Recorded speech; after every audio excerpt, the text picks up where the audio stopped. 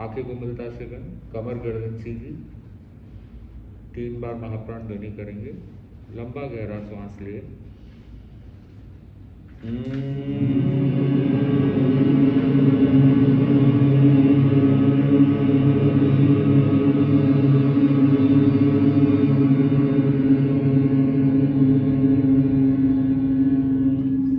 दूसरी बार,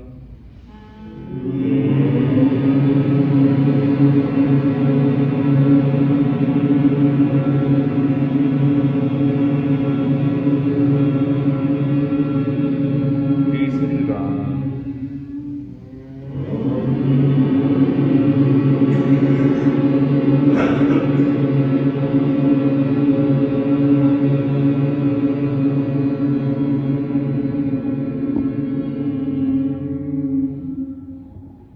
आंखें खोलो।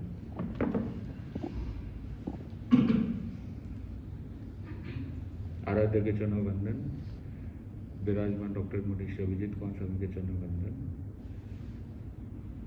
आज यहाँ पे आना हुआ है, सिविल लाइंस का जो एरिया है और वहाँ पे पटावरी जी की जो घर है, और आज एक विशेष दिन है, वो है आचार्य श्री भिक्षु का दिन।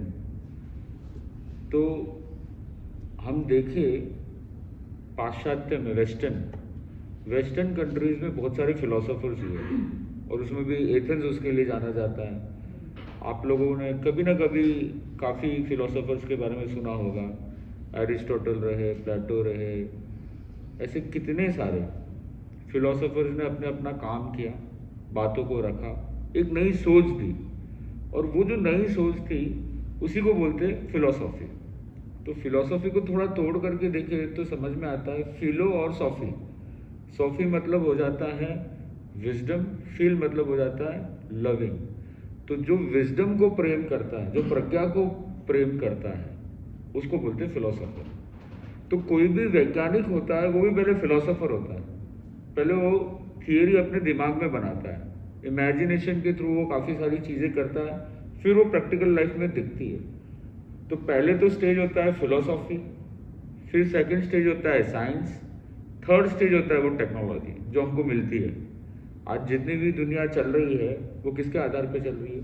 टेक्नोलॉजी के आधार पे। चाहे फ़ोन है, चाहे आपकी घड़ी है, चाहे घर की कुछ बनावट है, चाहे चश्मे हैं, मतलब आपके इर्द गिर्द जितनी भी चीज़ें चल रही है वो टेक्नोलॉजी के आधार पे चल रही है। और टेक्नोलॉजी आई कहाँ से? साइंस से आई। और साइंस कहाँ से आया? फिलोसॉफी से आया। तो कोई भी साइंटिस्ट है वो पहले फिलोसोफर होता है, फिर वो साइंटिस्ट बनता है। तो वैसे ही एक अपने बहुत अच्छे फिलोसोफर हुए जो हमारे सबके हृदय में हैं, जिन्होंने एक बहुत बड़ा कार्य किया, बहुत बड़ी क्रांति की, और वो फिलोसोफर कौन थे? आचार्य श्री भिक्षु। तो मैं बहुत बार मैंने मतलब संतों को भी कहा, कभी गुरुदेव को भी निवेदन किया कि आचार्य श्री भिक्षु को खाली हमको पंथ तक नहीं सीमित करना चाहिए, इनको एक फिलोसोफर के रूप में बाहर रखना चाहिए, जिससे दुनिया वाले भी इनको पढ़े, देखे, समझे और उनकी कुछ अच्छी बातों को कैसे जीवन में लाया जा सके।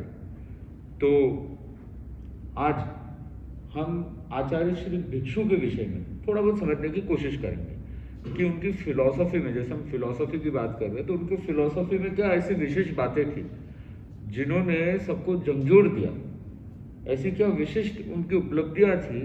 आगम तो पहले भी थे, साधु संत भी पहले ही भी थे, तो क्या नया सोच लाया उन्होंने जिससे तेरापन धर्म संघ विकसित हुआ और आज तक वो सोच चल रही है। और तेरापन धर्म संघ एक विशिष्ट धर्म संघ कहलाया। तो सबसे पहले जो एक समाज में दो प्रकार की चीज होती है, और एक होती है द्रव्य और एक होता है भाव। द्रव्य मतलब क्या हो गया? द्रव्य मतलब पदार्थ हो गया। तो वैसे तो देखें ना तो चार चीजें हो जाती है, द्रव्य, क्षेत्र, काल और भाव, ये चार चीजें हो जाती है। काल का प्रभाव हम देखते हैं, मुहूर्त और ये सब करते हैं, तो मुहूर्त जितना भी होता है वो किस में आ जाता है? काल में आ जाता है।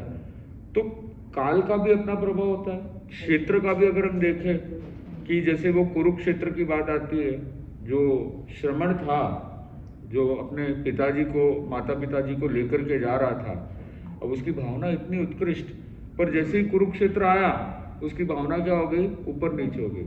बोले मैं तो आपको छोड़ के जा रहा हूँ, मेरे को इससे क्या मिलने वाला है। तो माता पिता समझ गए कि कहीं ना कहीं ये किसका प्रभाव है, क्षेत्र का प्रभाव।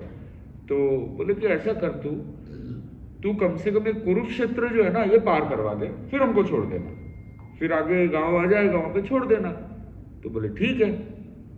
वो जैसे तैसे करके मन बना करके भी वो गया, और जैसे ही वो क्षेत्र पूरा हुआ उसके भाव बदल गए। तो ये हो गया क्षेत्र का प्रभाव। क्षमा याचना की, फिर पिताश्री ने बोला कि ये तेरी गलती नहीं है, ये तो किसकी गलती है, क्षेत्र का प्रभाव ही वैसा कुछ था। वहां की जो पुद्गल है, वहां के जो परमाणु है, वही कुछ वैसे थे।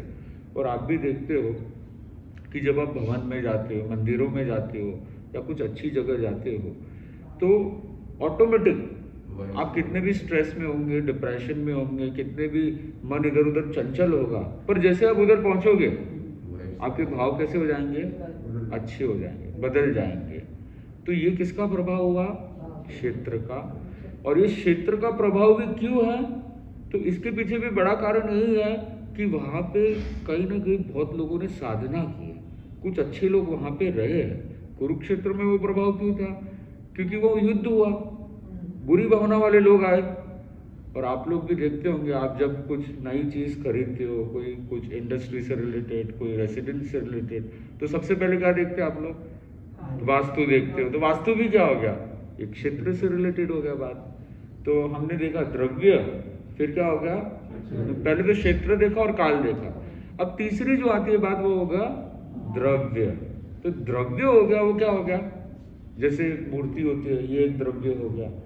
वैसे ही आप रुद्राक्ष रखते हो, हीरा मोती, आप कुछ इधर कुछ पहनते हो, रूबी और ये सब चीजें, तो ये भी क्या हो गया, द्रव्य हो गया। तो द्रव्य का भी अपना प्रभाव होता है, पर सबसे बड़ा जो प्रभाव होता है वो किसका होता है, भाव का। और यही आचार्य श्री भिक्षु ने वापस कहा, क्योंकि उस समय पर दूसरे प्रभाव बहुत बढ़ रहे थे। ज्योतिष विद्या साधु संत सीखते थे और उसी के बलबूते पे श्रावकों को आकृष्ट करते थे। उस समय पर उन्होंने कहा कि नहीं, ये क्षेत्र, काल और द्रव्य ये बाहर की चीज है, मेन जो चीज है वो कौन सी चीज है, भाव है। तो आप देखिए भगवान महावीर भी थे, तो भगवान महावीर ने भी सबसे पहला अगर किसी के ऊपर बल दिया तो वो कौन सी चीज थी, भाव के ऊपर दिया। कभी उन्होंने रुद्राक्ष पहना क्या, कभी कोई श्रृंगार किया क्या, नहीं किया। कभी ये सोचा कि मैं अमुक क्षेत्र में ही जाऊंगा, वो तो अनार्य क्षेत्र में भी चले गए, कहाँ चले गए वो। तो वो ये भी नहीं देखे कि मेरे को साधना के लिए अमुक जगह पर ही मैं पहाड़ों में जाऊंगा, वो कहीं पर भी चले गए। वैसे कोई काल नहीं, कोई मुहूर्त नहीं निकाला उन्होंने कि अमुक मुहूर्त में मैं केवल ज्ञान को प्राप्त करूंगा। वो तो जिस मुहूर्त में उनको केवल ज्ञान हो गया वो ऑटोमेटिक अच्छा हो गया, ऑटोमेटिक पावन हो गया, ऑटोमेटिक कल्याणकारी हो गया। तो मूल बात है वो है भाव। क्या है, भाव। तो आचार्य श्री भिक्षु उन्होंने भाव पे ही बल दिया, और भावों ही भावों में तीर्थंकर गोत्र का बंधन भी हो जाता है, क्योंकि व्यक्ति का थॉट अच्छा होता है तो वो कहाँ से कहाँ कर्मों का बंधन कर लेता है और कहाँ से कहाँ कर्मों से का क्षय भी कर लेता है। तो अपने यहाँ पर भी ऐसी कितनी घटनाएं आती है। तिंदुल मत्स्य की एक घटना आती है जो बहुत प्रसिद्ध घटना है। मगरमच्छ के यहाँ पे जो पापड़ है ना वहाँ पे रहता है वो। अब मगरमच्छ का तो काम क्या है, मांसाहारी है, तो मांसाहारी खाएगा वो, तो वो खाता रहता है। अब वो एक बार खाएगा, 2 बार खाएगा, उससे तो ज्यादा कितना खाएगा। पेट तो पेट है आखिरकार, तो पेट में जगह जितनी है उतना खाएगा। अब वो जो मच्छर होता है ना वो सोचता है, वो क्या सोचता है कि भाई अगर मैं मगरमच्छ होता ना तो पूरा समुद्र चट कर देता मैं। अब वो ये सोचता है। अब देखो उसके जो भाव होते हैं ना वो इतने दूषित होते हैं और इतने जबरदस्त होते हैं कि वो भावों ही भावों में, मगरमच्छ खा करके भी इतना कर्मों का बंधन नहीं करता है जितना तिंदुल मच्छ सात्विक नारकी का भी बंधन कर लेता है। तो भाव। वैसे ही आप देखो प्रसन्नचंद्र राजर्षि की बात आती है। प्रसन्नचंद्र राजर्षि जो बहुत बड़े राजा थे, आप सबको वो घटना थोड़ी बहुत पता होगी। कि कैसे वो साधना में लीन थे और एकदम से भाव परिवर्तित हो गए। क्यों हुए? तो बोले एक सैनिक जा रहा था उधर से, वो सैनिक ने बोल दिया कि बोले देखो कैसे पिताजी है, बेटे को युद्ध में छोड़ दिया, वो बेचारा मर रहा है, आक्रमण कर दिया सारी सेनाओं ने मिलकर के और फायदा उठा रहे, और ये भाई साहब यहाँ पे तो कायर की तरह इधर खड़ा है। अब जान पूछ करके उकसाने के लिए ये बोला गया, और वो भी भाव ही भाव में, ध्यान में तो थे पर सुन तो रहे थे। अब सुनते सुनते उनके मन में भी बड़ा आ गया कि ये तो क्या हो रहा है, अनर्थ हो रहा है। तो वो भी बोला हम भी युद्ध करेंगे। तो भाव ही भाव में वो युद्ध करने चले गए, सब कपड़े वपड़े सब ऐसे पहन लिए, तलवार ले ली हाथ में, और युद्ध मैदान में पहुंचे। और जैसे ही किसी को मारने वाले थे, उतने में आया कि मैं कौन हूँ, मैं तो साधु हूँ, को हम समणो हम, मैं तो श्रमण हूँ, मैं तो साधु हूँ। बस ये भाव परिवर्तित हुए। आप देखो, जब वो युद्ध मैदान में जा रहे थे, उस समय पे भगवान महावीर को पूछा गया राजा शरणी के माध्यम से कि भाई वो जो संत थे, इतने साधना संपन्न थे, मुझे लगता है कि वो तो सबसे पहले मोक्ष जाएंगे और केवल ज्ञान भी उनको आज का आज ही हो जाएगा। तब भगवान महावीर ने क्या बोला कि नहीं, बोले ये तो कहाँ जाएंगे, नारकी में जाएंगे। तो बोले कहाँ जाएंगे? तो बोले पहली, दूसरी, तीसरी, चौथी, पांचवी, छठी, सातवीं, ऐसे शेयर मार्केट की तरह वो पहले तो क्या हो रहा है, वैसे जा रहा है। फिर जैसे भाव बदले वैसे क्या हो रहा है, शेयर मार्केट की तरह वापस नीचे आ रहा है। फिर छठी, पांचवी, ऐसे करके असेंडिंग डिसेंडिंग होता जा रहा है सब। फिर इतने भाव बदल गए, वो बदलते बदलते क्या हो गया, सीधा स्वर्ग, पहला, दूसरा, तीसरा, चौथा करते करते उसी समय में उनको केवल ज्ञान की प्राप्ति हो गई, और उसी भाव में मोक्ष। तो मैं बता रहा था कि जो भाव, और इसी को आज मॉडर्न साइंस भी मानता है। आज आप लॉ ऑफ अट्रैक्शन बोलो, मैनिफेस्टेशन बोलो, ऐसी एक बुक है, बहुत अच्छी फेमस बुक है, जो जिसमें इसी पे काफ़ी अच्छा बताया हुआ, और ये डॉक्टर्स के द्वारा भी रिकमेंडेड है, यू आर द प्लेसिबो करके, जिसको हम प्लेसिबो बोलते हैं। विज्ञान और जो मेडिकल साइंस की दृष्टि से देखें तो प्लेसिबो मतलब आप जो सोचते हो वो होता है। और हमने देखा, पूना में हम गए थे, तो वहाँ पे NIT यूनिवर्सिटी थी, तो हम लोग कॉलेजेस स्कूल्स में काफ़ी जाते रहते हैं, तो थोड़ा डिस्कशन भी होता है। तो हमको बड़ा एक अच्छा लगा कि यूरोप में तो वो चीज़ें चल रही, यूरोप, US, वहाँ पे काफ़ी अल्टरनेटिव मेडिसिन और इन चीज़ों पे काफ़ी अच्छे से काम हो रहा है। पर वहाँ पे भी मैंने एक सब्जेक्ट देखा, माइंड ओवर मैटर, जो मैंने बाहर का तो सुना है, पर मैंने वो बोले हम पहली यूनिवर्सिटी है, MIT यूनिवर्सिटी उनकी थी, तो बोले हम पहली यूनिवर्सिटी है जो माइंड ओवर मैटर का सब्जेक्ट पूरे इंडिया में लेकर के आया है। तो मुझे बड़ा अच्छा लगा, और ये सब्जेक्ट भी यही बोलता है, माइंड ओवर मैटर, मतलब मैटर से भी ऊपर कौन सा हो गया है, माइंड हो गया। मतलब आप जैसे सोचोगे वैसा बनोगे। तो भावना, तो हमारी बात चल रही थी कि सबसे बड़ी बात है कि आचार्य भिक्षु ने किस पे बल दिया, भावनाओं के ऊपर दिया। फिर हम थोड़ा आगे जाते हैं। आचार्य भिक्षु का जो आगे की जो सबसे बड़ी बात थी कि वो परिवर्तन चाहते थे, पर वो परिवर्तन किस रूप में चाहते थे, व्यक्ति पैसों के माध्यम से परिवर्तित हो वो चाहते थे, या समझ करके परिवर्तित हो वो चाहते थे। हृदय परिवर्तन, एकदम परफेक्ट। तो एक टाइम था, उस टाइम पे कुछ वैसा चलता था। अभी भी मैंने सुना कि ये जो अंबानी है, आकाश अंबानी मतलब है, तो वो कुछ यात्रा चल करके गए थे, तो बीच में मुर्गे और ये सब कसाई खाने आए थे, तो उन्होंने क्या किया कि डबल पैसों में वो खरीद करके, जिससे उनको बचा सके, तो खरीद करके उन्होंने उसको बचाया। तो ये बहुत प्रसिद्ध है। ये उस समय पर भी ये बहुत प्रसिद्ध था कि जो लोग होते थे, अपने लोग स्थानकवासी, या जो भी, मैं संप्रदाय में नहीं जाऊंगा, पर जो लोग होते थे वो क्या करते थे, जब महावीर जयंती आती, आज भी मुंबई में भी हम तो देखते थे, दिल्ली का मुझे पता नहीं, पर मुंबई में भी ये चीज़ें होती थी कि जब महावीर जयंती या पर्यूषण संवत्सरी आती, तो जो कसाई खाने होते वहाँ पे लोग जाते बाकायदा और जाकर के पैसे देते। अब पैसे भी कैसे देते थे, डबल रेट देते थे, जितने रेट होते उससे डबल देते, और वो पूरे छुड़वा करके लेकर के आते हैं। क्यों? क्योंकि बोले हमारा बड़ा त्यौहार है, इसलिए हम इनको मारने नहीं देंगे। भाई तेरा पैसा भी हो गया, तेरा भी अच्छा काम हो गया, और ये जो जीव है ये भी बच गए। पर आचार्य श्री भिक्षु ने बोला, क्या बोला? उन्होंने बोला कि इससे धर्म नहीं होता, क्योंकि वो व्यक्ति तो बदला नहीं ना मन से।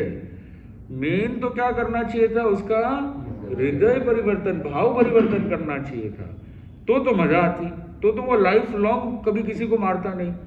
पर उसका भाव नहीं बदला, तो मन ही मन तो वो कर ही रहा है सब कुछ, तो फिर कोई मतलब की बात। तो उन्होंने 3 एग्जाम्पल दिए, 3 एग्जाम्पल जो मैं एकदम शॉर्ट में आपको बोलूँगा, और जो बड़े इम्पैक्टफुल एग्जाम्पल थे। सबसे पहला एग्जाम्पल दिया चोर का, मैं शॉर्ट में बताऊंगा। एक बार चोर आता है चोरी करने के लिए, बड़े सेठ का घर था, दुकान थी, और मौके की बात है संत उधर ही विराजते हैं। अब संत विराजे हुए थे तो चोर आया, संतों ने देख लिया, संतों ने पहचान लिया वेशभूषा से कि भाई ये तो कौन है, चोर है। तो संतों का तो काम क्या है, उधर क्या करेंगे, हिंसा करने बैठेंगे, चप्पू वप्पू लाएंगे, स्प्रे लाएंगे। तो उसको जैसे जैसे करके बिठाया, एक बार शांत करके बिठा करके क्या किया, उसको थोड़ा समझाया। तो संतों की तो जो वाणी होती है, और सबसे बड़ी बात है उनका रोज का काम ही होता है। अब आज के ज़माने में उसको काउंसलिंग कहो या जो भी कहो, तो थोड़ा बहुत इंटरेक्शन किया, काउंसलिंग की, और उससे उसका दिल बदल गया। और जैसे ही दिल बदला, उतने में वो तो पूरी रात ही उसमें इंटरेक्शन में इतना मशगूल हो गया, उसको मज़ा आ गई। उतने में सेठ आए, सेठ ने देखा, और सेठ को भी बड़ा आश्चर्य हुआ कि चोर आया था चोरी करने, और संतों ने तो पूरा जादू कर दिया, और ये इसने अपना मनसाई बदल दिया। अब बात ये आती है, जो सेठ है उसके लिए ये अच्छी बात ही नहीं थी, उसके लिए चोरी नहीं करना धर्म की बात थी, या हृदय परिवर्तन धर्म की बात थी। पर उसके लिए तो क्या बात थी मेन, कि भाई मेरी चोरी नहीं हुई, ये धर्म है मेरे लिए। तो पर एक्चुअल में वो नहीं है। मेन क्या था, मेन जो उसका जो हृदय परिवर्तन हुआ, वो जो चीज थी वो धर्म था, ना कि चोरी नहीं हुई वो धर्म था। तो ये उन्होंने आचार्य श्री भिक्षु ने बताया कि उस समय पर अगर संत आते और संतों ने मान लो उसको ऐसा कहा होता कि भाई नहीं तेरे को डबल पैसा दे देंगे, पर तू बैठ, सेठ आने के बाद तुम्हारा काम हम सारा करवा देंगे, तो फिर क्या वो धर्म होता?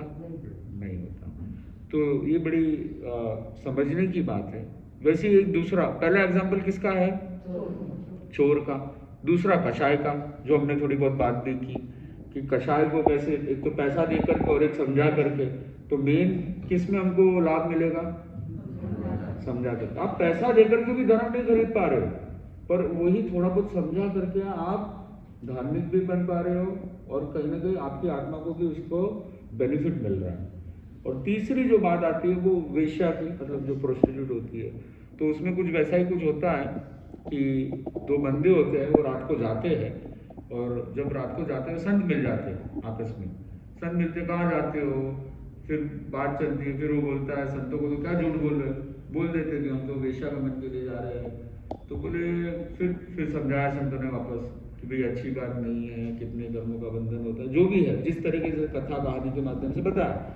अब उसका मन बदल गया, वो तो उधर ही रह गया, वो वेश्या वेट कर रही है। इतने में ढूंढते ढूंढते वो आ जाती है। वो बोले तुम दोनों तो इधर बैठो, मैं तो तुम्हारा वेट कर रही हूँ कोटे पे। तो बोले हमने तो अभी छोड़ दिया। तो बोले तुमने छोड़ दिया तो मैं भी इस जीवन को छोड़ देती हूँ, जा। अब देखो, वो सुसाइड के लिए जाती है, कुएं में जाकर के मर जाती है। अब इसका दोष किसको लगेगा? चोरों को, वो जो वेश्यागमन वाले थे उनको लगेगा ना, क्योंकि उन्होंने छोड़ा तो उन्होंने ये किया काम।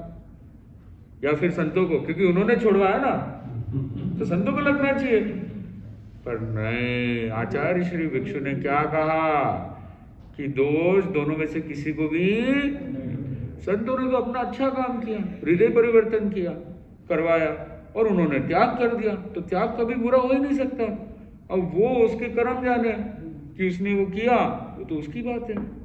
तो मैं यही बोल रहा था कि ये 3 घटना बड़ी प्रसिद्ध है, 3 उदाहरण बड़े प्रसिद्ध है, और वो एकदम लॉजिकल भी है।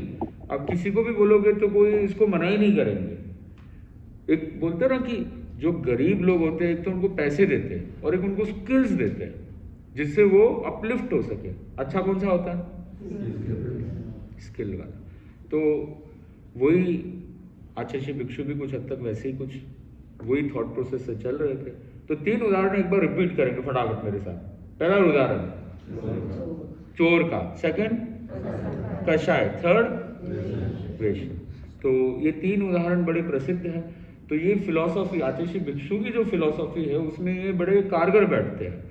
और जो एक मूल बात है कि जैसे हम दान की जब बात करते हैं, ये बहुत लोगों को नहीं पता है।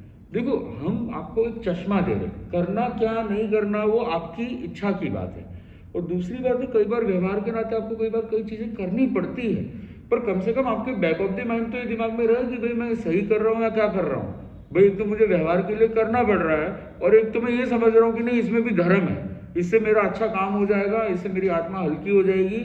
तो ये चीज जो है ये भ्रांति है, ये मिटाने की जरूरत है।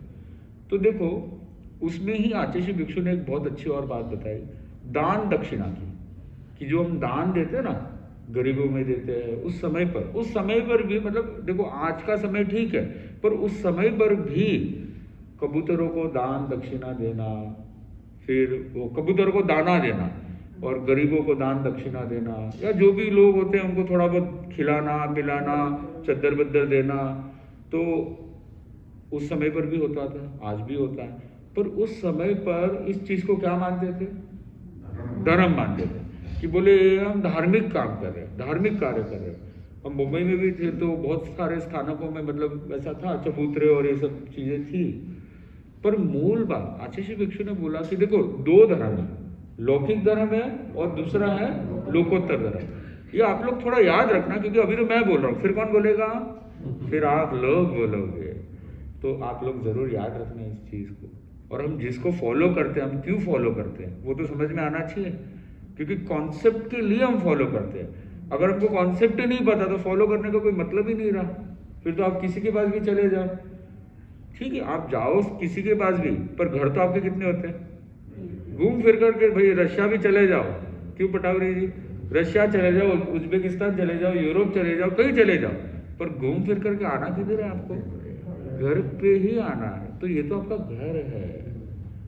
बाकी आप किसी के पास भी जाओ, सदगुरु के पास जाओ, वो गौर गोपाल जी के पास जाओ, किसी के पास भी जाओ, किसी के भी लेक्चर सुनो, पर घूम फिर करके आना किधर है? आपको घर में आना है। तो इसलिए घर को समझना बहुत जरूरी है। पराये घर को तो हम बहुत समझ लेते, पर अपने घर को नहीं समझ पाते।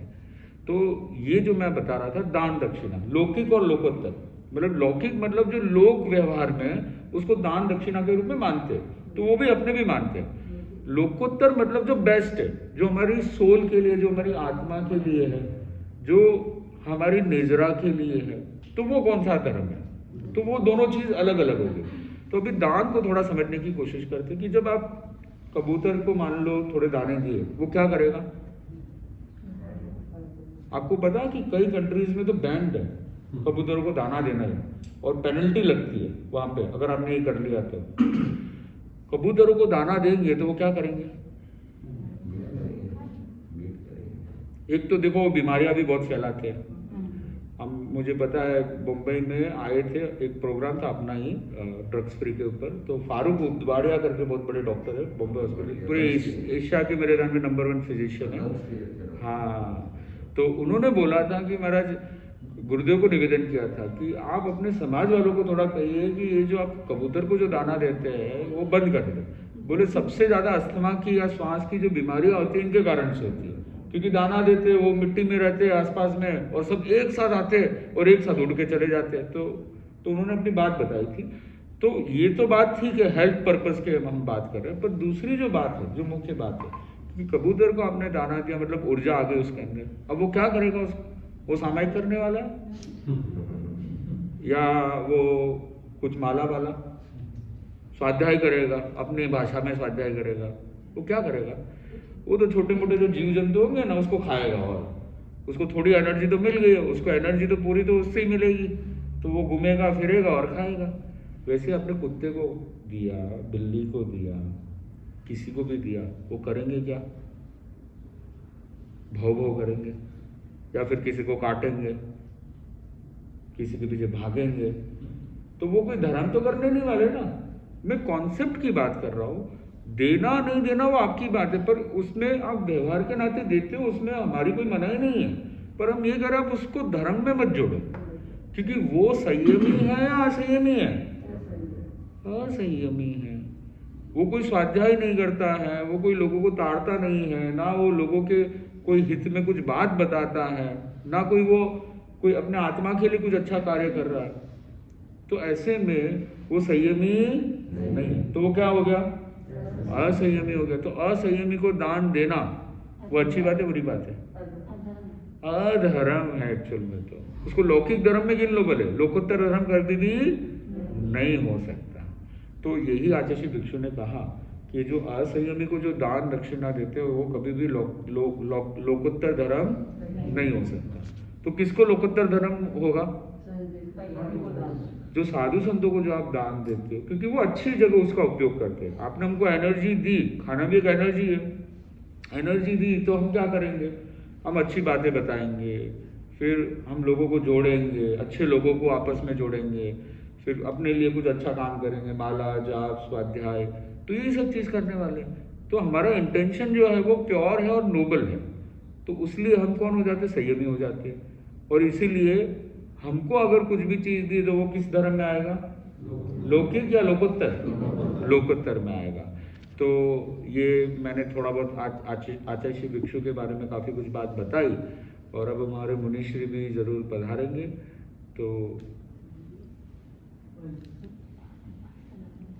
तो आज सही में तो अगर हम उनकी फिलॉसफी को जानेंगे ना, तो ही सच्ची श्रद्धांजलि उनको दे पाएंगे।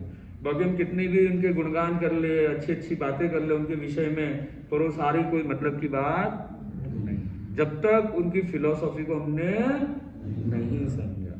तो अब मुनिश्री भी पधारे हैं, तो मुनिश्री से भी सुनना चाहेंगे। तो मेरा विनम्र अनुरोध, मुनिश्री अपनी वाणी करें। प्रसन्नात्मा भिक्षु नयनमवतारं नयतु मे। ज्योतिपुंज युग प्रधान परम पावन गुरुदेव के चरणों में भावपूर्ण नमन। आज भिक्षु अभिनिष्क्रमण दिवस, जब स्वामी जी ने सत्य के मार्ग के लिए धर्म क्रांति की, एक बड़ा प्रश्न आता है, जिन्होंने पहले ही गृह त्याग कर दिया, अब उन्होंने जो पहले ही मार्ग में स्थित हो चुके थे, अब उन्होंने वापस अभिनिष्क्रमण क्यों किया? सामान्यतः आदमी एक घर में रहता है, गृहवास में रहता है, उसे लगता है कि संसार लागे छे खारो, संयम लागे छे प्यारो, और वो संयम के मार्ग पर चल पड़ता है। संयम साधना के लिए गतिशील होता है, ये एक क्रम है जिसको हम वैराग्य कहते हैं। पर उन्होंने धर्म क्रांति साधु बनने के बाद की, तो ऐसी क्या हालात थे, ऐसी क्या परिस्थितियां हुई? आप सबने शायद ये घटनाएं सुनी हैं, जो हमारे इतिहास के उन प्रसंगों से जुड़ी हुई हैं।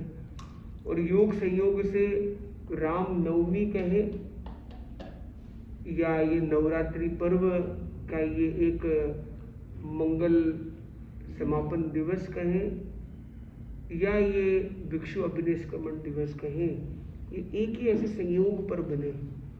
और ये नवमी, 9 का अंक पूर्णता का अंक होता है, और योग संयोग से ऐसे दिन पर ये धर्म क्रांति या उस पथ के लिए वो प्रस्थित हुई।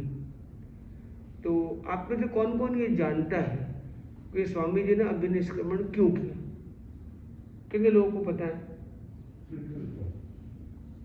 एक व्यक्ति ने कहा शिथिलता के कारण, एक दूसरा कोई बता सकता है?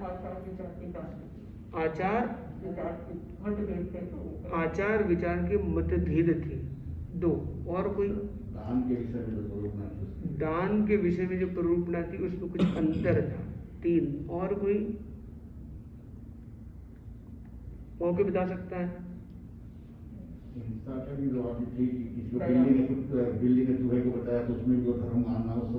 बिल्ली को बचाया या चूहे को? चूहे को बचाया बिल्ली से। उसको भी वो लोग धर्म मानते थे। उसमें भी अंतर था उनके साथ में। उसमें भी कोई अंतर था। 4 और कोई सही गलत की बात नहीं, जो ध्यान में आता है वो आप बता सकते हो।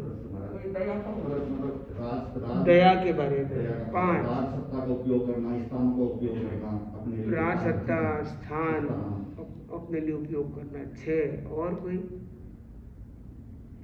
कोई बिंदु जो आपको लगता हो कि धर्म क्रांति का जो आधार बना होगा। हाँ, आगम भी हो सके 7 और कोई।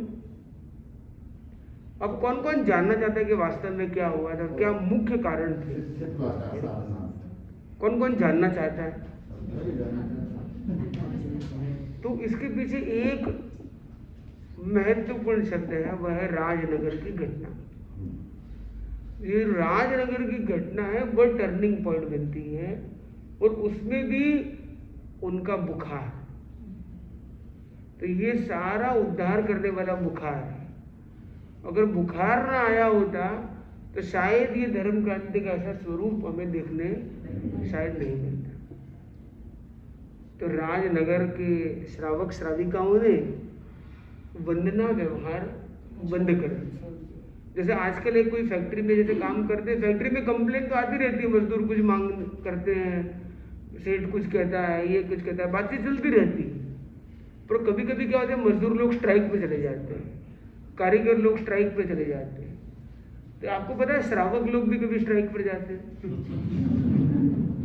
तो श्रावक की एक स्ट्राइक में अपनी भाषा में तो जोड़ रहा हूं, श्रावकों ने एक स्ट्राइक कर दी राजनगर में, और वो एक स्ट्राइकिंग पॉइंट था जिसने पूरा दृश्य बदल दिया। तो वो स्ट्राइकिंग पॉइंट क्या था? श्रावकों का स्ट्राइक क्या था? श्रावकों का स्ट्राइक करने का तरीका अलग था। कहीं तो कोई अन्ना हजारे की जगह की तरह अन्न खाना बंद कर दी, कोई अनशन पर उतर आते हैं, जैसे गांधी जी ने भी मान लो सत्याग्रह किया, कोई कुछ कहता है, कोई किसी तरीके से करता है, और जनरल स्ट्राइक होती है, काम करना बंद कर देते हैं। तो इम्पोर्टेंटली श्रावक लोग जो हैं उन्होंने वंदना करना बंद कर दिया। तो जो वंदन व्यवहार श्रावक का साधु के प्रति है, वह एक उनका मतलब एक बहुत बड़ा मैकेनिज्म है कनेक्शन का, रिस्पेक्ट का। वो उन्होंने जब बंद कर दिया, एक तरह से मशीन रुक गई। तो जैसे कार्य न करना, भोजन न करना, ये सब एक बात है। तो श्रावकों की स्ट्राइक थी कि हम वंदना नहीं करेंगे, व्यवहार नहीं करेंगे। संत आते हैं तो खड़ा होना है, ये है जो विनय व्यवहार वंदना की जाती, वो उन्होंने बंद कर दी। और ये बात पहुंची उस समय के जो आचार्य थे, आचार्य रघुनाथ जी के पास। स्थानकवासी समुदाय में संत भिकण भी एक संत थे, जो आचार्य रघुनाथ जी के बहुत प्रिय कृपा पात्र शिष्य थे, उनके बहुत क्लोज थे। और ऐसा भी अंकन किया जाता था, इतिहास के सूत्रों को समझने पर लगता है कि संभवतः वो नेक्स्ट आचार्य भी बन जाते। इतने क्लोज थे और उतने इंटेलेक्चुअल थे, उतनी आगम शास्त्र की उनकी पकड़ और गहराई थी, और उनकी समझाने की कला थी, किस तरह लॉजिक से, किस तरह प्रेजेंटेशन करना, किस तरह बात को रखना, कि उनकी कला थी। तो आचार्य भिक्षु ने, जो संत भिकण थे, उनको डेप्यूट किया गया कि भी चतुर्मास का हमारा स्थल है, जाना आना हमारे लिए उतना भी पॉसिबल, और चतुर्मास का स्थल कहीं और निर्धारित किया होगा आचार्यों का। तो इस काम के लिए हमें कोई ऐसा शिष्य चाहिए जो मेधावी हो, वर्चस्वी हो और प्रभावशाली, जो उनको तर्क से, सिद्धांत से, समझाइश से उन्हें गले उतार सके, उनकी स्ट्राइक समाप्त कर सके। स्थिति ऐसी थी कि गुरु को स्वयं को जाना, क्योंकि ये संघ की मतलब एक बड़ी प्रश्न हो गया अंदर। और अगर एक जगह स्ट्राइक हुई, फिर तो पीछे पीछे कई जगह मल्टीपल स्ट्राइक हो सकती है। तो बोले पहली स्ट्राइक कोई तरीके से कंप्लीट कर दिया जाए, ठीक कर दिया जाए, ऑर्डर को रीएस्टेब्लिश किया जाए। तो वो ऑर्डर करते हैं संत भिकण जी को कि आप वहाँ जाइए, और उनको एक पूरे ग्रुप के साथ उन्हें भेजा जाता है कि वहाँ पे जाइए, उनको समझाइए, वही चातुर्मास कीजिए और वहाँ पर एक अच्छा माहौल बनाइए। तो एज ए रिप्रेजेंटेटिव टू आचार्य उन्हें डेलीगेट किया गया ये कार्य, और संत भिखंड जी वहाँ पहुँचते राजनगर, और राजनगर का वहाँ का दृश्य बहुत डिफरेंट था। वहाँ पहुँचते तो लोग वंदना व्यवहार के मूड में नहीं है, वो सुना हुआ था, पर जो संत भिखंड थे उनका जो ऑरा था, उनका जो आभा मंडल था, उनका साधना की जो तेजस्वी था, वो देखकर वहाँ के श्रावक हैं वो शीघ्र ही उनको वंदन व्यवहार स्टार्ट कर देते। उससे भी पूर्व वो इतना ज्यादा माहौल बन जाता कि चलो उनकी बात सुनी जाए कम से कम, तो उनके पास एकत्रित होते हैं और उनसे तत्व समझने के लिए, और उनको अपनी जिज्ञासाएं रखते। तो संतों ने सुना, भिक्षु स्वामी ने सुना, लगा बात तो कुछ ठीक है इनकी, तो उनकी अपनी एक कला थी, और उनकी संतता के तेज से उन्हें लगा कि भी संतता अभी भी विद्यमान तो है, हर साधु के अंदर वो साधना नहीं भी झलके, इनके अंदर वो साधुत्व, नियम निष्ठा, आगम के अनुरूप धर्म के जो लक्षण होने चाहिए वो है। तो उन्होंने वंदना व्यवहार भी प्रारंभ किया, चर्चा भी की, और उन्होंने बातें समझाई, और उन्होंने स्ट्राइक अपनी ले ली। उन्होंने समझाइश की, और रात को सीहो दाहो लाग्यो अचानक बेचैनी रो। तो अब क्या हुआ कि बेचैनी होने लग गई, अर्ध रात्रि में उनकी नींद खुली। उन्होंने देखा कि ये बुखार आ रही है, क्या बात है, खाने पीने में कोई गलती नहीं की है, ऋतु में कोई परिवर्तन की बात नहीं है, भोजन में परिवर्तन नहीं है, ये अचानक ये क्या है, परिवर्तन एक जगह हुआ है। और मैंने स्ट्राइक तो खत्म करवा ली, तो मैंने समझाया उनको है जो समझदार थे। समझना तो हमें चाहिए, जो वो सिद्धांत की बात कह रहे हैं, जो श्रावक बात कर रहे हैं, वो सही है। हमने अपनी तरह से दलील देके बात को कर दिया, वो एक अलग बात है, पर उनकी बात में सत्यता है, सांच ने आँच नहीं है। तो उन्होंने बोले ये सत्यता इनकी है, फिर भी मैं इनको ऐसे समझा के कर लेता हूँ, तो ये ठीक नहीं है। वो खुद पालन कैसा करते एक अलग बात है, पर संघीय सिस्टम के अंदर कहीं अगर गड़बड़ हो रही है तो इस पर वर्क करना चाहिए हमें। तो उन्होंने फिर श्रावकों को याद किया और बोला कि अब हम स्वाध्याय का क्रम, और उन्होंने मतलब उन प्रश्नों को और नोटिस किया, नोट किया, चर्चाओं का क्रम प्रारंभ रखा, और इधर चौमासे में वहाँ पे आगम स्वाध्याय पर बल दिए और आगमों का गहरा अभ्यास किया, गहरी साधना की, और वो स्वाध्याय करते गए। उस समय में आगम आदि उपलब्ध होना बहुत कठिन था। आज जो ट्रांसपोर्टेशन की फैसिलिटी है, प्रिंटिंग की फैसिलिटी है, डिजिटलाइजेशन की फैसिलिटी है, उस समय इतनी सुविधाएं व्यवस्थाएं नहीं थी। तो वो ग्रंथ आदि को प्राप्त करके चतुर्मास में जो स्वाध्याय हो जाए तो अच्छी बात है। विहारों में तो उतनी पुस्तकें उपलब्ध होना भी कठिन रहेगी, तो वो प्रतियां प्राप्त करके उनका अभ्यास करते हैं, साधना करते हैं और स्वाध्याय में निमग्न होते हैं, और वो उस सत्य की और गहराई में जाते हैं। इसलिए गीत में कहा गया, सत्य सिराणे सदा राख दो की सारी सुविधावा, जीवन जावा बलिहारी जावा, स्वयं ही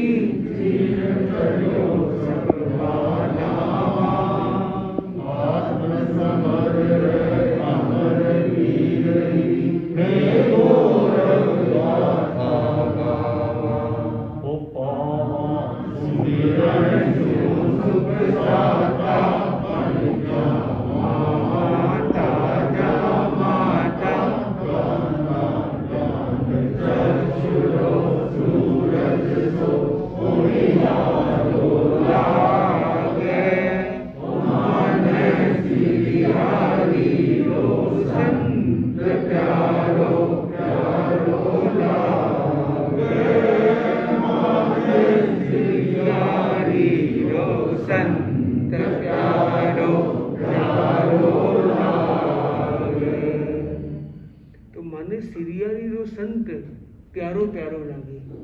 प्यारो क्यों?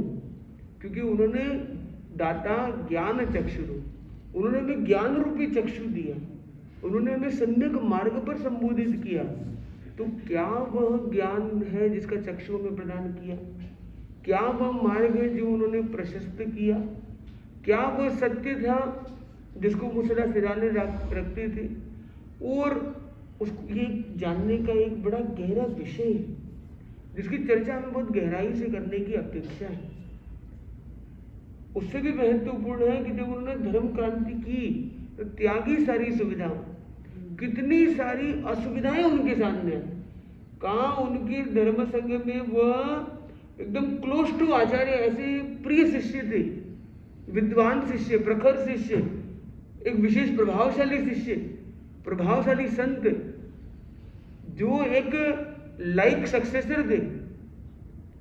और वो सब कुछ जब छोड़ के आगे बढ़ते हैं तो उन आचार्यों ने क्या कहा? वो लोगा ने लगा सो लार हो, तुम्हारे पीछे लगा दूंगा मैं। वो तो एक थोड़ा सा उन्होंने एक अलग टोन में बात कही थी, तो उन्होंने बोला कि गुरु का आशीर्वाद है, पीछे पीछे लोग रहेंगे, अच्छा मैं चलूंगा, पीछे लोग भी चलेंगे तो और क्या चाहिए। वरना लीडर तो बन जाता है, फॉलोवर नहीं मिलता है, वक्ता तो कई मिल जाते, श्रोता नहीं मिलते, लेखक तो बहुत मिल जाते, पाठक नहीं मिलते, तो लाभ क्या? तो इम्पोर्टेंट है कि भी लोग पीछे चलेंगे तो बहुत अच्छी बात है, लोगों का गुरुदेव का आशीर्वाद है। और कई तरह की उनकी लाइफ में हर्डल्स आती है, बड़ी स्टोरी है। 5 साल तक कहते हैं कि मिला ना भोजन पूरा, तो 5 साल तक उन्होंने मतलब भोजन मतलब जो सर्वाइवल नीड है वो भी बड़ी चैलेंज थी। और पहली रात्रि में तो रहने का स्थान भी कठिन हो गया। और कहाँ पे विराजे?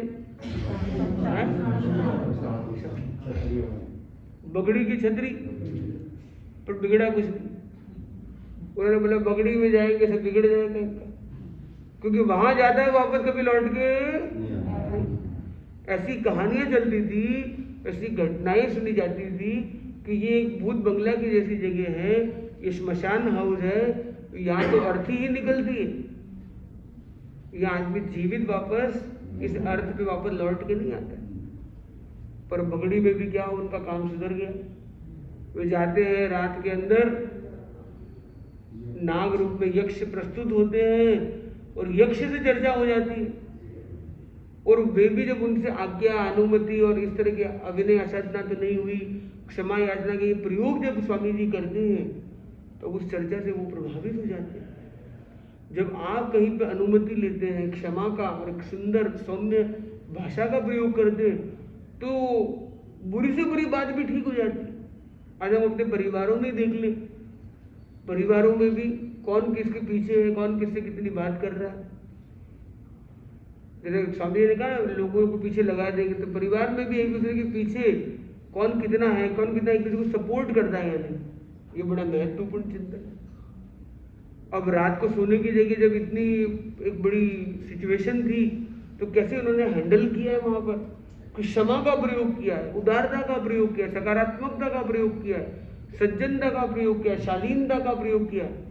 तो हम अपने परिवारों में कैसी चर्चाएं करते हैं, हम अपने समुदाय में कैसी बातचीत करते हैं एक दूसरे से, कहीं हम अपनी शालीनता में चूक तो नहीं करते। कोई परिवार में रहकर हम एक दूसरे पर अपने एक्सटेंडेड फैमिली में कभी टॉन्ट तो नहीं करते, कभी इनडायरेक्ट टोन तो नहीं करते हैं, कहीं व्यंग्य तो नहीं करते हैं, कोई पुरानी बातों को मुद्दा तो नहीं बना देते हैं। हम ये सब चिंतन का विषय है। ये स्वामी जी के अभिनिष्क्रमण से जुड़ी हुई ये घटनाएं जो हैं वो आज जीवन परिवार के लिए भी बड़ी प्रेरणाएं हैं। किस तरह की स्ट्रगलिंग सिचुएशन में, चैलेंजिंग सिचुएशन में उन्होंने गेम चेंजर की भूमिका निभाई है। पूरा सिचुएशन चेंज कर दिया, बगड़ी के स्थान को सुधरा हुआ स्थान बना दिया। रघुनाथ जी स्वामी के शब्दों को उन्होंने आशीर्वचन में बदल दिया। तो क्या हमें भी कोई ऐसे वचन बोलता है हम आशीर्वचन में बदल पाते हैं?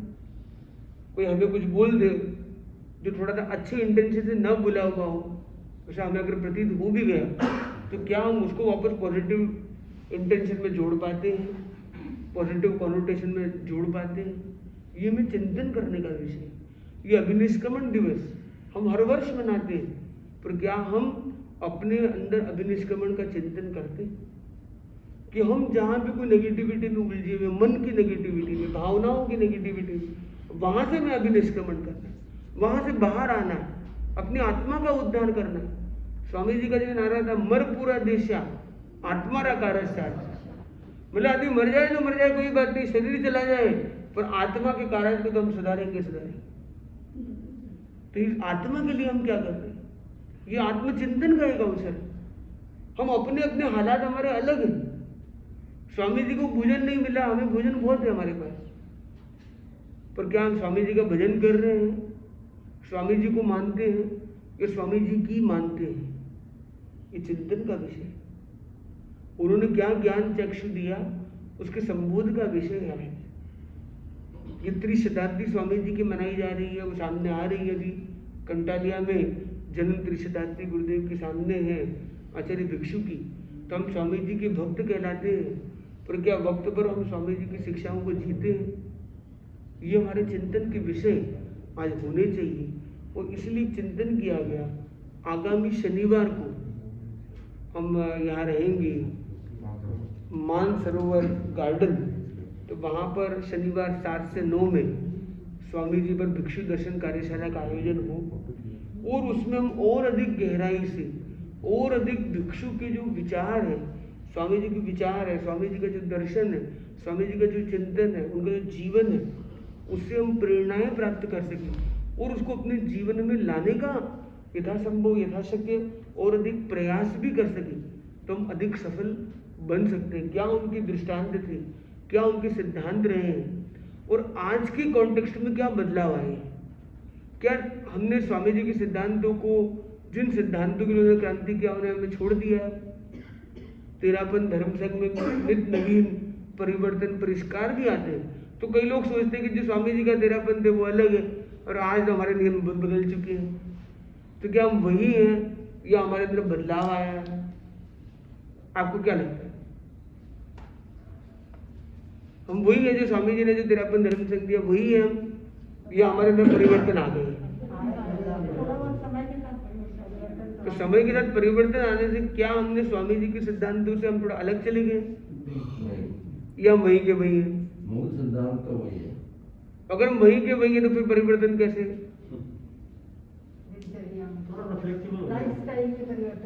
तो क्या हम फ्लेक्सिबल हो गए?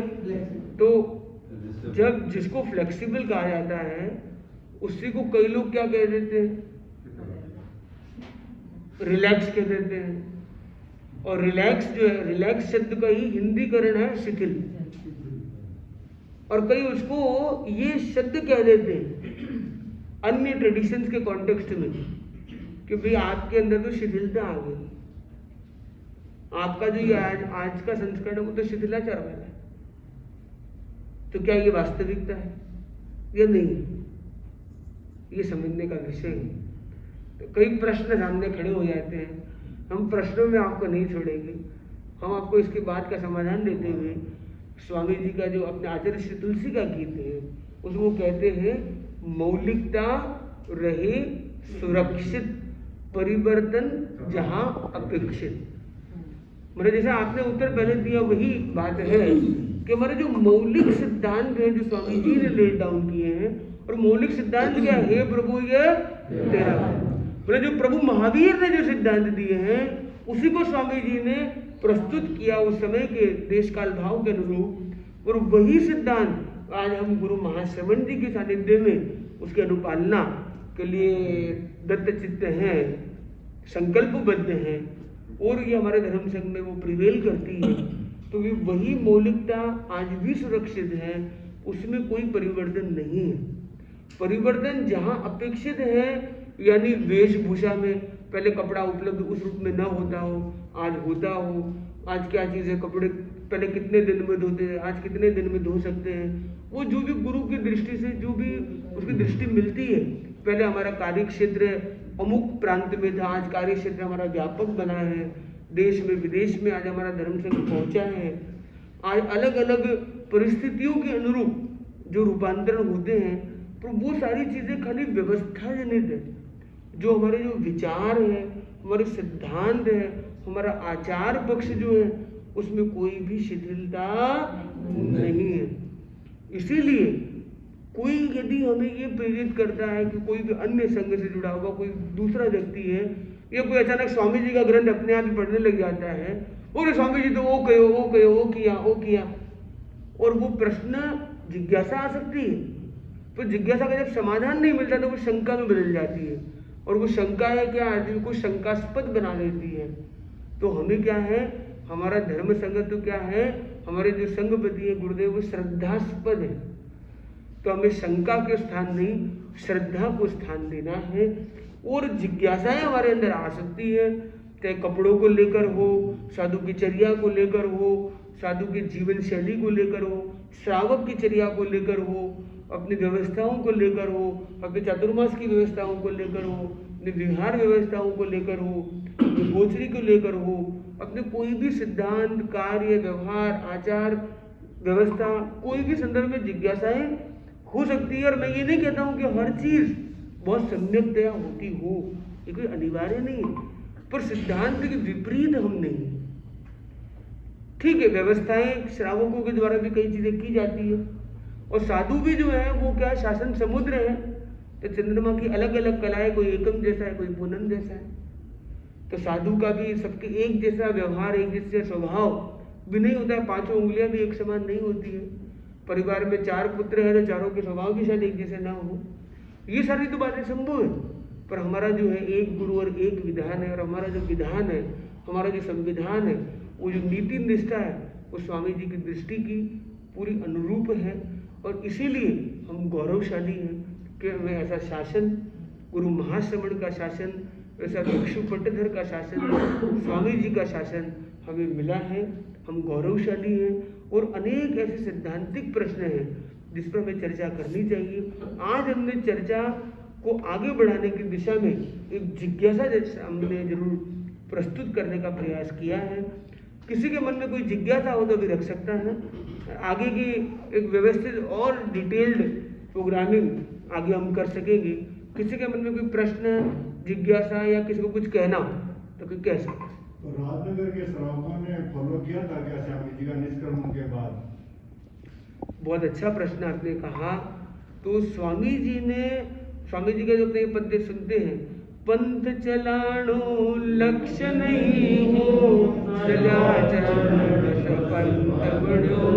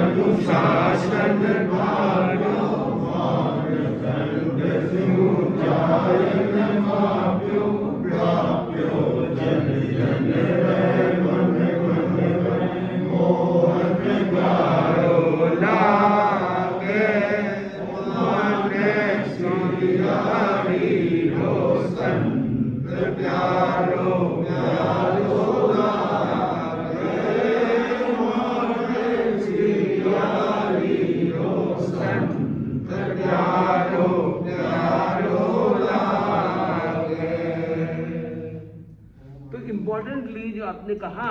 तो उन्होंने लक्ष्य ही नहीं था कि उनको लेके जाना है किसी को। उन्होंने तो वहां चतुर्मास किया, वहां से धर्म क्रांति नहीं हो गई सीधी खाली। उन्होंने एक स्टेप जरूर लिया, पर वे फिर कहाँ जाते हैं, वे वापस रघुनाथ जी के पास जाते हैं, उनसे फिर धर्म चर्चा करते हैं कि मैंने ये फील किया, ये उनके प्रश्न थे, ये बात थी, ये था, ये था। और ये तो आगम अनुमोदित जो धर्म है वह उसका पालन हम नहीं कर रहे। हम सिद्धांत जो भगवान ने दिए वो अलग, हम पालन कर रहे हैं वो अलग चीज हो रही। तो बोलते बात सही है, पर पंचम आने की कठिनाई है। 5वें आने में कौन समझे, कौन माने वो सब, तो जिसको चाल ले। तो बोले नहीं, इतना बड़ा त्याग जो है वो हमने कॉम्प्रोमाइज के लिए नहीं। Our promise is not for compromising. We have the promising promise, not compromising promise. तो उन्होंने उस दृष्टि से फिर वो आगे कदम उठाया, पर उन्होंने कभी भी श्रावकों को इकट्ठा करना कि चलो मेरे फेवर में किसी को लूं, वो प्रयास ही नहीं किया। और उन्होंने तो उन्हें वापस स्थित कर दिया उस मार्ग पर। तो उनका जो जिसके लिए गए थे उन्होंने कर दिया। उनका लक्ष्य नहीं था कि मेरे फेवर में किसी को लूं, उनके फेवर में, इसलिए एग्जैक्टली उस रूप में नहीं, पर बहुत सारे श्रावक जो थे वो उनके फेवर जरूर रहे। और दूसरा कारण है समाज। समाज अलग चीज है, धर्म अलग चीज है। कोई भी एक समाज को छोड़ना आदमी के लिए इजी नहीं है।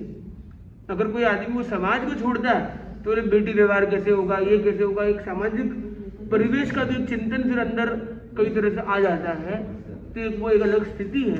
तो आज के लिए इतना ही रखते हैं। आज हमारे पटावरी जी के स्थान पर आए हैं, तो बहनों, पटावरी जी के परिवार से कौन कौन है यहाँ पे? अभी जी यहाँ पे देखो, तो पटावरी जी के 2 शब्द हम सुनेंगे। प्रिय पुत्र कहाँ है? खड़े हो सकते हैं। क्या नाम है आपका? मयंक जी, यहाँ के दर्शन कर लीजिए। मयंक जी, छोटे भाई एंड बड़े भाई डबल पावर। तो अभी ऐसा है पटावरी जी, ये दोनों सिस्टर्स हैं। अच्छा, 2 बहना है, फिर क्या कहना। ये पूरा पटावरी परिवार आज यहाँ पे है। तो 2 शब्द हम पटावरी जी से सुनते हैं। नहीं, ये तो मेरा तो नहीं, आपके घर पे आए हैं आज। 1 मिनट, आपके घर पे आए, ये बात क्वेश्चन है उसमें कोई? हाँ, बहुत हो सकता है। आपके घर पे आए, प्रसन्नता है, तो 2 शब्द आपके सुनते हैं। आप यहाँ दर्शन करें, उसके बाद इनके प्रिय पुत्र को सुनेंगे। सदैव प्रसन्न बारे में कभी कोई फोन कर देवा नहीं, ई बात थे प्रसन्न हो।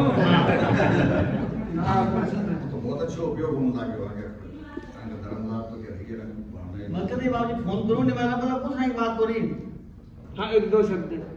गुरुदेव को कोटि से नमन। आपके विराजित मुनि श्री विजय कुमार जी, जागृत कुमार जी को कोटि से वंदन। और सभी यहाँ पधारे धर्मावलंबी भाइयों और बहनों, और सभी को सादर जय जय।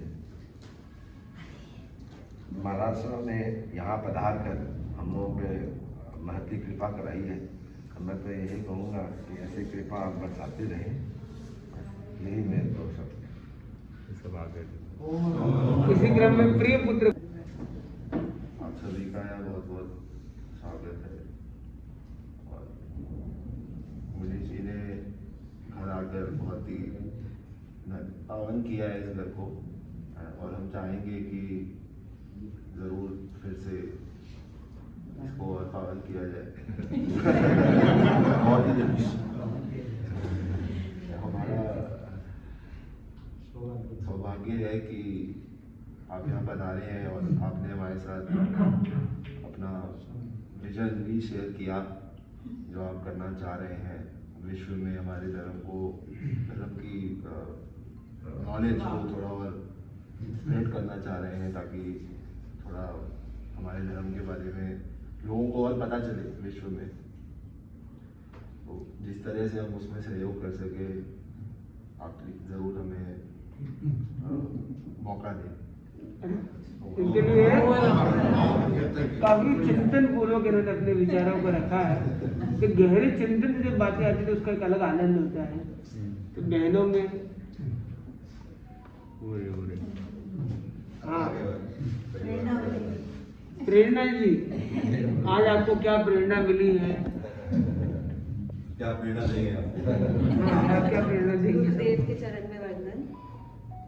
आज जब मैं परसों महाराज जी के दर्शन करने गई थी, और तभी मुझे बहुत अच्छा लगा था और बहुत प्रेरणा मिली थी जब वो बता रहे थे कि वो जैन धर्म को एक ग्लोबल लेवल पे ले जाना चाहते हैं, और उसके लिए वो एक बहुत अच्छा प्रयास कर रहे हैं जो काफ़ी इंस्पायरिंग है, और सुन के यूथ को बहुत अच्छा लगेगा, क्योंकि वो चाह रहे हैं कि हम लोग सब लोग उनके साथ जुड़े इसमें, और जितना उनको आगे प्रोत्साहन कर सकते करें।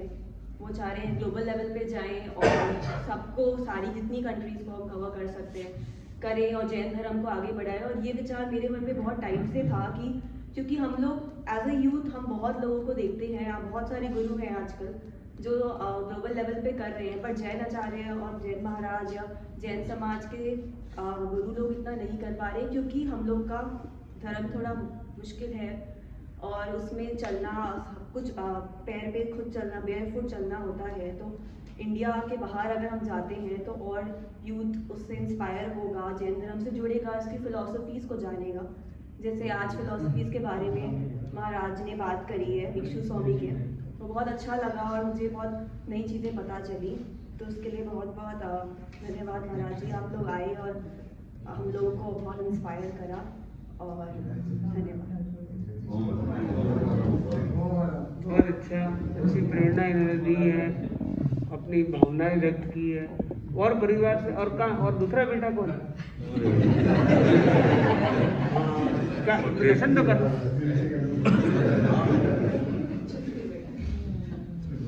क्या नाम है आपका? आप इतने मुदित कैसे रहते? ऐसा नाम वैसा मैं। अरे वाह, इसी अवसर पर दो शब्द और। गुरुदेव का नाम है। आचार्य के चरणों में वंदन। बहुत ही अच्छा लगा महाराज जी आप लोग यहाँ पधारे और आप लोगों ने जो इंटरनेशनल ट्रैवल करके धर्म को बाहर फैलाने का जो बीड़ा उठाया है उसके लिए ओम हरम। और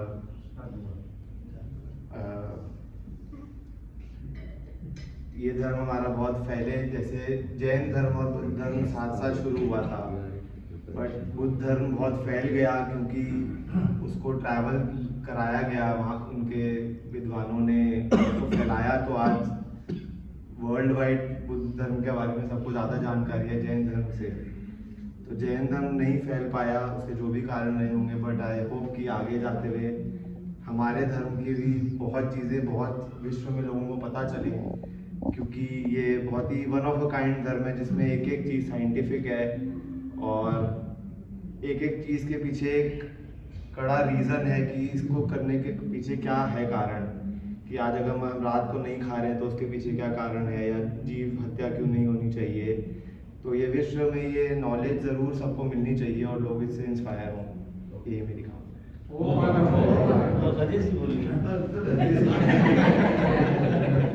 ऐसा नाम से पता है, मैं क्षत्रिय हूँ, हिंदू कल में जन्म लिया मैंने 48 में, 77 मेरा। 5 मिनट ले लो, इंट्रोडक्शन बताना ज़रूरी है। और किसी पूर्व कर्मों के वर्ष में 15-16 साल पहले 2009 में स्वामी धर्मानंद जी जो डायरेक्टर थे साधना केंद्र में, उनके पास गया। कैसे गया वो एक लंबी कहानी है। और वहाँ जाकर सुबह पहुँचा, जब ध्यान हो रहा था मुझे ऐसा लगा as if I belong to this place only, कि मेरी जगह यहीं है। फिर जब तक वो जीवित रहे मैं वहाँ जाता रहा, 2 शिविर अटेंड किए और महाप्रज्ञ जी की पुस्तकें होती थी वो मैंने बहुत पढ़ी, आज भी बहुत पढ़ता हूँ। तो मुझे ऐसा लगा कि जैन धर्म बहुत साइंटिफिक है।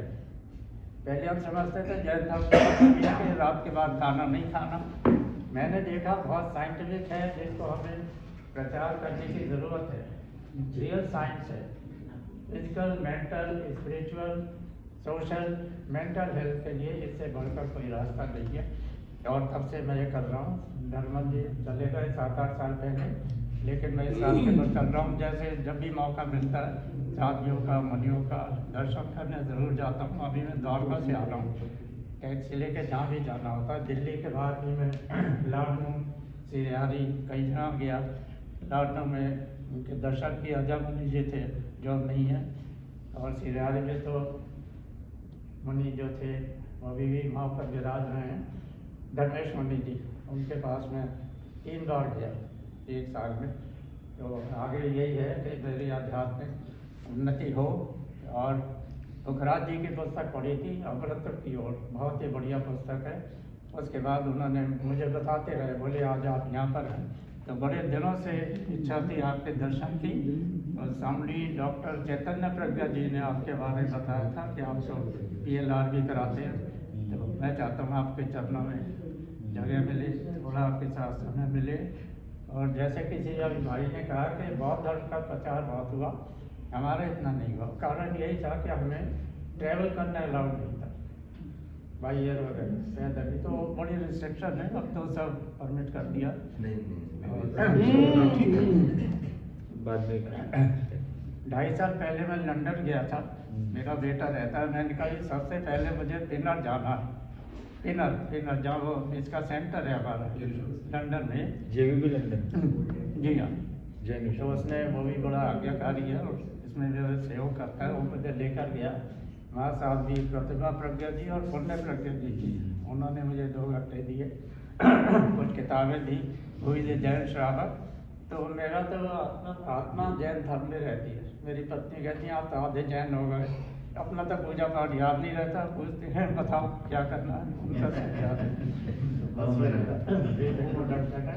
और मैं चाहता हूँ आप सबके साथ में जुड़ा रहूँ। और मुनि जी जब तक दिल्ली में है, ज़्यादा से ज़्यादा समय आपके साथ बिता सकूँ। धन्यवाद। तो पत्नी ने कहा है आधा जैन है, तो अभी आधा मत रखो, पूरा करो। वो इसी के लिए तो आया ना आपको। खन्ना जी का जो खाना है ना वो स्पिरिचुअल है। अच्छा क्या? स्पिरिचुअल डाइट के लिए आप द्वारका से भी यहाँ इस द्वार तक पहुँच गए। के पास मेरा खाना वैसे ही बहुत सिंपल है भाई साहब। अरे नहीं, वो वाला खाने की बात ही नहीं कर रहे, सिंपल स्पिरिचुअल डाइट की बात। वो मेनू कार्ड नहीं बता रहे, वो खाना भी बहुत जरूरी है। पर वास्तव में मतलब बहुत आप स्थान ले सकते हैं एक बार। जी आप एक बार खड़े मत रहिए।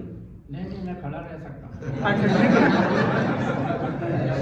कितनी बड़ी बात है इनका, इनके ये स्टैंडिंग है और इनकी भावना आउटस्टैंडिंग। बहुत बढ़िया जी। अब है ना, अब इनको भी हम थोड़ा 2 शब्द सुनते हैं कि बहुत भावना है। और ये है ना, वो टेबल यहाँ पे रख दीजिए, ये धन्यवाद। आजा भाई, ठीक। 2 शब्द। आराध्य की चरणों में नमन। विराजित चरित्रात्माओं को मेरे बहुत बहुत वंदन। अपने जैन धर्म के विषय में क्या कहूँ, बहुत महान धर्म है। महावीर स्वामी ने आज से 2500 वर्ष पूर्व सिद्धांतों को प्रतिपादित किया। आज भी वो अनुकरणीय है और आज के समय में प्रासंगिक भी है। तो इतनी गहरी सोच वाले महावीर प्रभु को वंदन। और अपना जैन धर्म तो जन जन का धर्म है, समझिए। किसी को भी इंडिकेट नहीं किया हुआ है। अरिहंत सिद्ध आचार्य गुरु जो भी हैं उनको ही हम वंदन करते हैं, किसी दायरे में नहीं बांधा हुआ है। इस धर्म की ध्वजा हमेशा फहराती रहे। इन चरित्रात्माओं को बहुत बहुत नमन। आचार्य महाश्रमण जी को वंदन।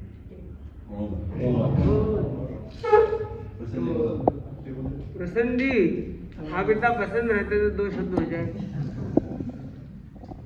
बिच्छू स्वामी अंतर्यामी कर दो बेड़ा पार, आप रो आसरो है केंद्र विश्वास रो है।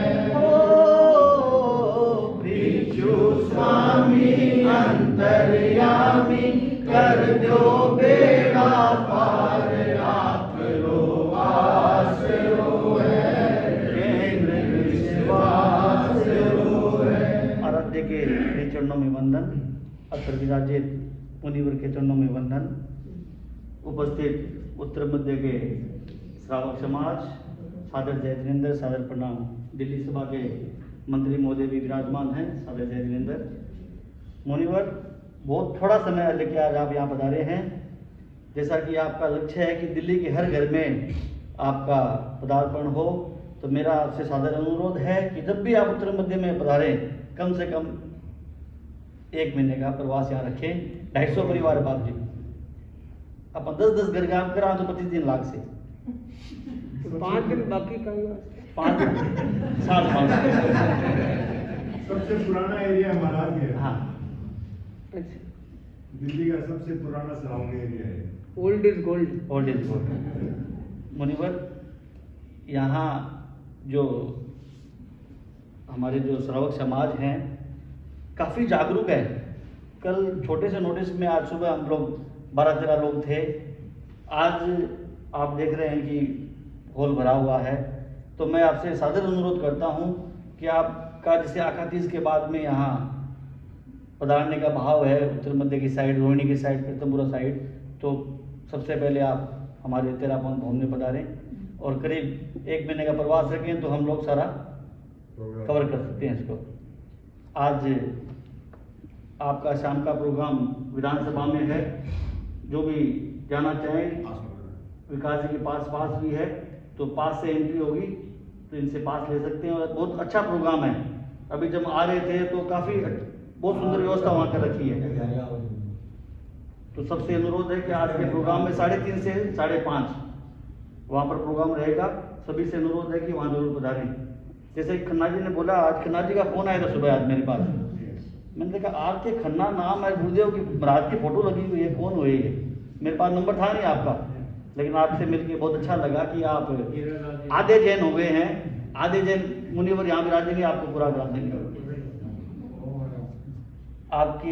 आपने जो लक्ष्य बनाया है मुनिवर, बहुत बड़ा लक्ष्य है। मैं मंगल कामना करता हूँ कि आपकी यात्रा बहुत सुखद रहे, बहुत मंगलमय रहे। जैसा कि परसों आप बता रहे थे कि हमें सदुपयोग करना है समय का, बड़ी अच्छी बात लगी कि सीधा नहीं पहुंचना, हमें हम जहाँ भी जाएं हमारा व्याख्यान हो, हम लोगों से इंटरेक्शन कर सकें। तो मंगल कामना करते हैं कि आपकी जो भी यात्रा जैसे भी आगे बढ़े, मंगलमय हो, सुखे सुखे विचार हो, यही भी कामना। ये जो पूरा प्रोग्राम है ना, ये एक अभी प्रपोज्ड है, प्रोजेक्टेड प्रोग्राम है। जैसे ना प्रोजेक्टेड स्कोर, प्रपोज्ड प्रोग्राम, तो ये भी सबको टेंटेटिव है, तो एक पाइपलाइन में है।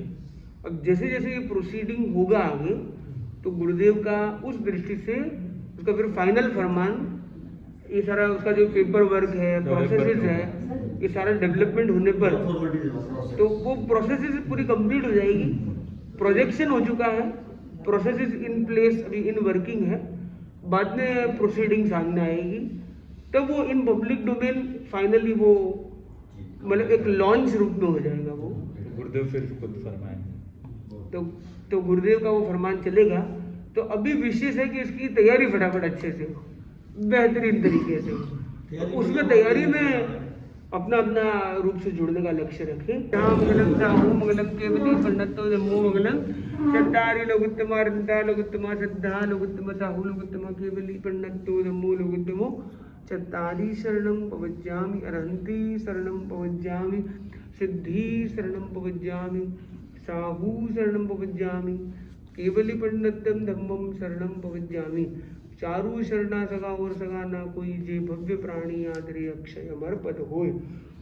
विघ्नहरण मंगल